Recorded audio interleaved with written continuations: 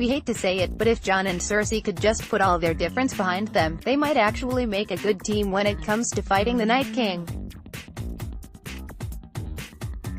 As the International Business Times points out, if Jon Snow marries Cersei Lannister, then he will have the army of both the King's Landing and Winterfell, which can actually help him defeat the White Walkers, too. Jon Snow will turn on Daenerys Targaryen and murder her just when you think Daenerys and Jon are about to make a super cute, albeit incestuous, couple, he goes and kills her. Well, maybe, if the theory that Jon is indeed the prince who was promised for the Red Priest's religion, he has to have the legendary sword Lightbringer, which will only come about if it's quenched in living fire, aka he has to plunge it into the heart of a loved one. So could that be his new girlfriend, Dany? Awkward. Giphy, the original incarnation of the PWWP, Azor Ahai, did this by stabbing his wife in the heart.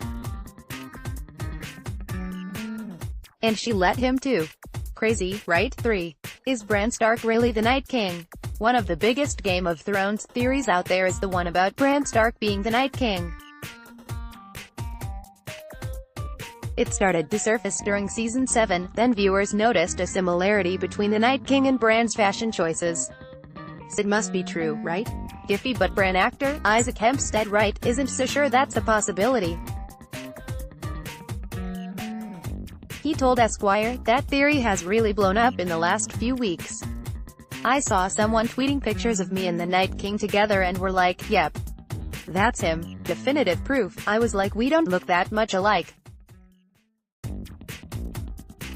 I saw someone Photoshop the Night King's buckle onto Bran and say, yep, it's him. I think the cool thing now about this being the last season is that the theories that everyone has are going to tie up.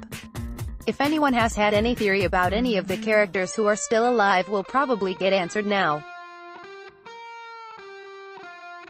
I personally think the Night King theory is a bit far-fetched, but I would have said the same thing about the Hodor theory. And when I saw that on paper, I was like, what? No way, but this is Game of Thrones, and anything is possible. I'd love to be the Night King. That would be so fun to be like, it was me all along, but I don't know, I doubt it. 4. The Night King wants to save his undead army from a life of being undead. Another Night King theory is that he's heading to God's Eye, that huge lake that holds the Isle of Faces. He's doing this because that's where the peace pact between the first men of Westeros and the Children of the Forest happened. If something about the region has magical immortality powers, that could obviously be a huge draw for him. Giphy, a Game of Thrones mega fan, wrote on Reddit, ultimately I think his end goal is to reach the Isles of Faces and use its magical properties to give life to his undead army. Eastwatch by the Sea is the closest part of the wall to the God's Eye. Harrenhal is on the northern shore of the God's Eye. The writers have dropped hints about the God's Eye for years and have always discussed the Riverlands with great detail. 5.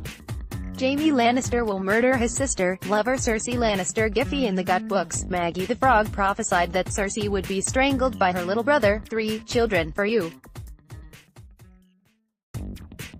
Gold shall be their crowns and gold their shrouds.